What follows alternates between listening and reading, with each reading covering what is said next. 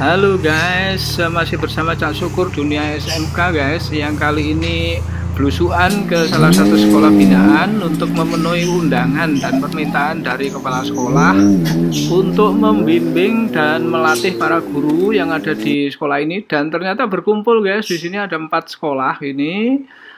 Topiknya tidak lain adalah bagaimana menyusun soal-soal bercirikan HOTS dan AKM guys.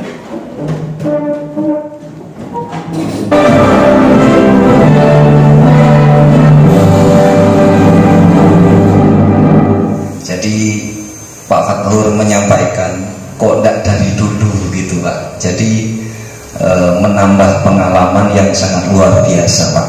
Untuk sekiranya ke depan guru-guru mapel ini tidak hanya disebutkan dengan data-data atau data permintaan dinas Pak. Jadi lebih kepada hal-hal yang sifatnya pelatihan atau pengembangan guru. Bapak Ibu sekalian, terima kasih sekali, luar biasa. Saya semangat loh ya. Jadi saya semangat, Pak Jenengan harus semangat ya. Saya siap 24 jam mendampingi Pak Jenengan hari ini. Siapkan peralatannya, tempat duduknya melingkar seperti yang tadi itu.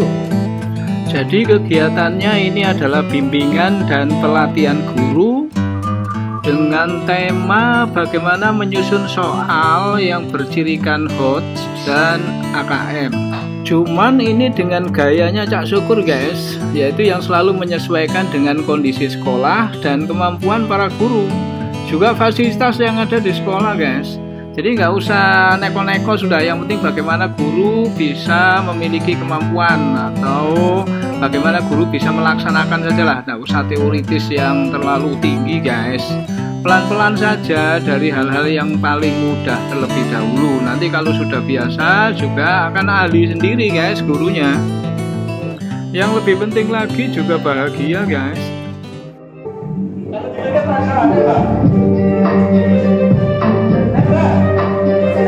Oke, ada pernyataannya. Soal dibuat oleh satuan pendidikan dengan memperhatikan ini. Apa lagi? Kira-kira Guru bisa berkreasi sesuai dengan materi dan seterusnya ya. Oke, Bapak Ibu, kisi-kisi ini sudah umum. Kalau mau buat soal harus buat kisi-kisi. Bu Yadi kemarin dia main nggak ada ya. Kita membuat kisi-kisi nggak usah sulit-sulit zaman sekarang makanya kita berangkatnya tadi dari file silabus. File silabus nanti kita jadikan itu sebagai kisi-kisi. Oke, kisi-kisi sekaligus kita taruh soalnya di situ. Ya, jadi kisi-kisi tapi soalnya juga ditaruh di situ untuk memudahkan panjenengan semua di dalam mengumpulkan soal. Kenapa harus ada silabus? Karena di situ kita berangkatnya dari silabus. Di silabus itu ada kompetensi dasar dan ada materi. Kemudian kita jejer sebelah kanannya ada kisi-kisinya, kita jejer sebelah kanannya ada soalnya gitu. Ya. Sehingga ketika kita membuat soal, kita tarik ke kiri, dia pasti sama dengan silabus dan KD-nya ya. Oke? Tapi kalau dengan soalnya terpisah, bisa jadi nanti mau ditarik ke ini KD yang mana nggak ketemu juntrungannya ya. Oke? Mengingatkan kembali Bapak Ibu terkait dengan karakteristik soal HOTS ini yang sudah saya bahas di dalam video sebelumnya. Salah satunya di sini adalah mengukur kemampuan berpikir tingkat tinggi, yaitu menganalisis, merefleksi, memberikan argumen atau alasan, menerapkan konsep pada situasi yang berbeda, menyusun sampai dengan mencipta. Jadi kemampuan berpikir tingkat tinggi yang diukur di sini mulai dari C4 menganalisis, C5 mengevaluasi sampai dengan C6 mencipta guys. Kemudian yang kedua berbasis permasalahan kontekstual. Jadi soal HOT itu berbasis permasalahan yang kontekstual. Nah, di sini diperlukan kepiawaian seorang guru untuk selalu menghubungkan materi pembelajarannya dengan kehidupan sehari-hari. Kemudian yang ketiga menggunakan stimulus. Nah, soal HOT itu menggunakan stimulus yang berupa teks, gambar, diagram grafik dan lain-lain yang bersifat faktual dan kekinian. Dalam video sebelumnya saya sudah membahas terkait dengan stimulus ini. Zaman bala itu sama dengan cerita. Yang keempat, menggunakan bentuk soal yang beragam. Bisa pilihan ganda kompleks, menjodohkan, benar salah, isian atau jawaban singkat, dan uraian. Ini bagus dan saya merekomendasi pada kawan-kawan guru untuk senantiasa menggunakan seluruh bentuk-bentuk soal ini guys. Jadi di dalam evaluasi penilaian hasil belajarnya, misalnya dalam kegiatan ulangan harian atau UTS atau UAS atau penilaian akhir semester begitu, kita biasakan coba di dalam satu paket soal itu gunakan bentuk-bentuk soal yang beragam ini, sehingga siswa atau peserta didik nanti akan lebih tertarik mengerjakan soal-soal. Kemudian karakter soal AKM antara lain di sini bertujuan untuk mengukur kemampuan literasi membaca dan numerasi atau matematika. Bentuk soal pilihan ganda kompleks, menjodohkan, isian atau jawaban singkat, dan uraian. Dan pilihan ganda kompleks, uraian itu untuk mengukur kemampuan tinggi atau hot, dan soal yang menjodohkan, isian, jawaban singkat untuk mengukur kemampuan yang rendah. Kemudian terdapat stimulus yang dapat berupa teks, fiksi maupun faktual, gambar, grafik, diagram, dan lain-lain. Nah kan sama guys, jadi soal hot dengan soal AKM sama kan karakteristiknya. Nah selanjutnya untuk menentukan level kognitif guys. Untuk menentukan level kognitif, kalau dalam penulisan soal di sana kita bisakan menjadi 3 bagian, ada level 1, level 2, level 3. Level 1 atau soal yang berlevel 1 ini itu hanya untuk mengukur kemampuan siswa pada kemampuan mengingat dan memahami atau C1 dan C2. Kemudian dikatakan level 2 itu apabila mengukur kemampuan siswa dalam hal C3 atau penerapan. Sedangkan level 3 itu mengukur kemampuan siswa pada C4, C5, dan C6. Jadi menentukan level soal ini itu dilihat dari KD-nya guys. Jadi dilihat dari KD, karena di dalam KD itu nanti akan tertera di sana kemampuan atau level kognitif yang diinginkan oleh KD. Baik, selanjutnya lingkup materi guys. Kita lihat lingkup materi Bapak Ibu sekalian. Di dalam membuat alat evaluasi hasil belajar atau soal ini tentunya tidak semua materi kita ujikan gitu. Nah, kita tetap menggunakan prinsip UKRK. U-nya itu adalah urgensi. Urgensi itu kita lihat dulu apakah materi ini secara teoritis mutlak harus dikuasai oleh siswa untuk mencapai KD, dan yang terpenting adalah yang sudah diajarkan. Karena ada materi-materi tertentu yang dirasa siswa itu sudah mampu atau tidak perlu dikuasai untuk mencapai KD. Di dalam memberikan pengajaran kepada siswa tentu kita itu berdasarkan pada KD ya di dalam kurikulum. Jadi jangan hanya berdasarkan pada buku, apalagi buku paket, buku tambahan. Jadi kita mesti melihat dulu KD-nya, apa yang harus kita ajarkan, materi apa yang harus kita ajarkan kepada siswa. Karena jika Bapak Ibu pedomannya hanya pada buku, belum tentu buku itu sesuai dengan KD. Jadi kita lihat KD-nya dulu, baru mencari sumber belajarnya yang berupa buku dan lain sebagainya. Kemudian kontinuitas, artinya bahwa materi itu sebagai pendalaman dari materi sebelumnya. Yang ketiga, relevansi. Relevansi artinya bahwa materi ini diperlukan untuk memahami materi pelajaran yang lain. Dan yang keempat, prinsipnya adalah keterpakaian. Keterpakaian artinya bahwa materi memiliki nilai terapan tinggi dalam kehidupan sehari-hari. Inilah yang dibilang bermakna. Jadi Bapak Ibu sekalian mesti pandai memilih materi. Di dalam kompetensi dasar itu materi apa yang perlu untuk kita ujikan.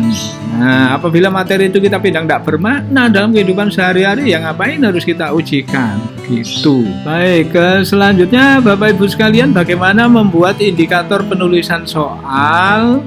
Yang pertama, menggunakan satu kata kerja operasional atau KKO yang terukur. Jadi dalam satu soal itu kita gunakan satu kata kerja saja guys. Jadi kita mengukur satu kemampuan saja. Yang kedua, sebaiknya menggunakan stimulus. Nah, jadi menggunakan stimulus guys. Ini manfaatnya, fungsinya untuk merangsang atau memotivasi peserta didik untuk berpikir sebelum menjawab. Dan yang ketiga, rumusan indikator soal yang lengkap itu mencakup audience, behavior, condition, dan degree. Kata kerja operasional. Nah, di dalam pembuatan alat evaluasi hasil belajar atau soal, kita mesti menggunakan satu kata kerja. Jadi hanya satu, guys.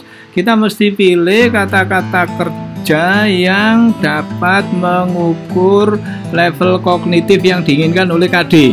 Nah, jadi kita patokannya pada KD, guys.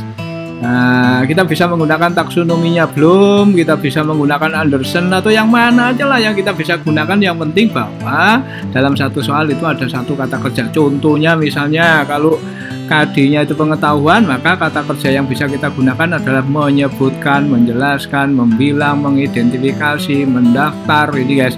Apabila KD-nya C2 pemahaman, maka kita bisa menggunakan kata memperkirakan, menjelaskan, mengkategorikan, mencirikan. Apabila C3 aplikasi, kita bisa menggunakan mengalokasikan, mengurutkan, menentukan, dan seterusnya, guys. Kita patokannya seperti apa? Contohnya indikator penulisan soal. Coba kita tanya Mbah Google, guys.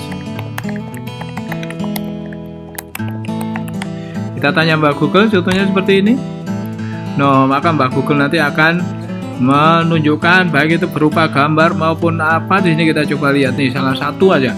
Nah, ini contoh indikator soal yang tidak memiliki atau soalnya yang tidak pakai stimulus, guys.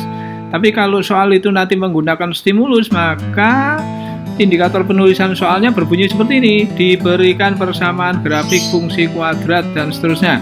Nah, ini adalah satu contoh indikator penulisan soal yang soalnya nanti ada stimulusnya. Kemudian kita lihat yang lain, guys. Kita coba klik yang lain. Nah, ini kita lihat yang lain, disajikan tabel hasil pengukuran. Nah, ini adalah stimulusnya. Kemudian lagi disajikan stimulus berupa wacana yang berisi percobaan sebuah bejana yang berisi zat cair dengan suhu yang sangat rendah. Siswa dapat menentukan, nah ini, guys, kata kerjanya, menentukan penggunaan sebuah termometer dan seterusnya. Lihat lain ini, disajikan gambar percobaan pengukuran besaran fisika dengan menggunakan alat ukur tertentu. Siswa dapat menentukan. Loh, ini, guys, menentukan. Ini adalah kata kerja. Ini adalah contoh-contoh daripada penulisan indikator. Yang lain banyak sekali, guys. Kita tinggal klik aja, cari di Mbah Google. Contohnya ini, disajikan gambar hewan, peserta didik dapat menjelaskan cara adaptasi hewan tersebut dengan baik. Selanjutnya, guys, ini yang terakhir, udah nggak usah lama-lama, nanti lengkapnya ya tanya Mbah Google aja udah. Ya, ini contoh, ini contohnya sekarang bagaimana cara membuat kisi-kisi itu versinya Cak Syukur. Ini kolom kompetensi dasar, ini dari file silabus, guys, nggak usah dihapus ya. Ini kompetensi dasarnya di sini menerapkan perakitan komputer. Ini kalau nggak salah satu mata pelajaran di kelas 10 teknik informatika ini, guys. Kemudian lingkup materi, ada lingkup materinya di sini bagian-bagian perangkat keras atau CPU. Level kognitifnya, nah ini, guys, menerapkan itu adalah level kognitif C3 penerapan. Maka dalam penulisan soal ini termasuk level 2. Bentuk soalnya pilihan ganda. Indikator penulisan soal kita coba, guys. Disajikan gambar motherboard sebuah personal komputer. Siswa dapat menentukan slot yang tepat untuk memasang VGA card dengan tepat. Ini contoh indikator penulisan soal. Jadi kalau ada disajikan ini berarti soal itu nanti ada stimulusnya, guys. Nah, ini contoh soalnya begini. Ini stimulus untuk menghubungkan antara komponen komputer yang satu dengan yang lainnya, komponen eksternal, dan seterusnya. Semuanya terdapat pada soket motherboard sebagaimana pada gambar berikut ini gambarnya, guys. Jadi peserta didik harus bisa melihat gambar dan mengidentifikasi gambar-gambar ini, harus tahu satu-satunya, guys. Kemudian soalnya, nah ini soalnya, guys. Tentukan slot nomor berapa yang berfungsi untuk memasang VGA card. Nah, A, B, C, D, E, tinggal memilih siswa mana yang paling tepat. Jadi hanya ada satu jawaban yang paling benar di sini, guys. Kemudian jawabannya taruh kolom sebelah. Oke, begini aja kisi-kisinya, mudah, simple. Jadi nggak usah neko-neko. Nah, nanti apabila kita nggak perlu kolom soal, apabila misalnya kisi-kisi itu kita mau berikan pada peserta didik misalnya, ya tinggal kolom soal ini aja yang dihapuskan guys, itu jadi tinggal kolom ini, jadi kita main kolom ini aja, kolom ini yang kita hapus apabila kisi-kisi ini mau kita berikan kepada siswa seperti ini. Namun apabila kemudian kisi-kisi ini filenya mau kita inputkan ke aplikasi ujian online-nya, ya ini kan sudah memudahkan operator untuk memindahkan dari tabel dan dari tabel ini yang berupa baris dan kolom ini ke aplikasi guys. Jadi untuk memudahkan itu, saya kira ini aja, udah yang lain nanti silakan disimak berikutnya, masih banyak sebenarnya guys, nggak usah jelimet-jelimet. Udah, selamat mencoba, semoga menginspirasi, belajar tanpa henti, itulah guru.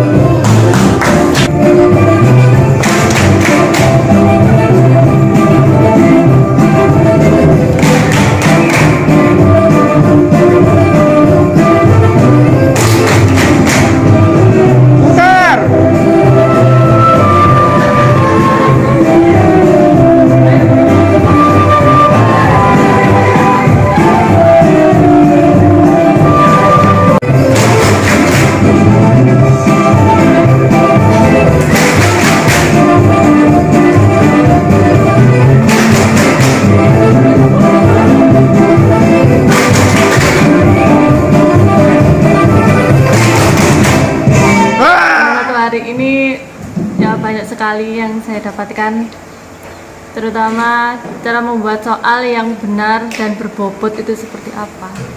Narasumber instruktur. Instrukturnya cukup menarik, santai, dan juga cara penyampaiannya mudah dimengerti. Oh gitu, apa iya? Iya Pak. Yang pastinya dapat ilmu yang bermanfaat, terutama untuk penyusunan soal. Terima kasih buat Pak Syukur yang telah bersedia untuk membimbing kami, sehingga kita tahu bagaimana caranya menyusun soal yang bagus. Mulia ini, sungguh mulia hatimu Bu. Alhamdulillah pertemuan hari ini menurut saya sangat luar biasa sekali ya, karena di sini kita tahu bahwa mungkin kalau kemarin kita membuat soal itu kan bisa dikatakan tidak hampir sebagian besar kita tidak mengacu pada prosedur yang seharusnya dalam penyusunan soal, karena kita tidak mengacu pada penelaan soal. Tapi dengan pertemuan ini kita tahu, oh ternyata seperti ini yang seharusnya kita membuat soal itu, seperti ini. Bagaimana membuat soal yang hot, bagaimana yang lost, itu kita tahu. Dan mudah-mudahan kedepannya juga, sebenarnya kalau dari pelaksanaan hari ini menurut saya ya, saya menganggap kurang maksimal karena keterbatasan waktu ya. Karena ini sudah juga sore, mungkin di pertemuan berikutnya kita berharap ada pertemuan yang seperti ini lagi, dan juga pertemuannya di hotel di mana loh Bu? Ya, nah ya itu maksudnya saya itu.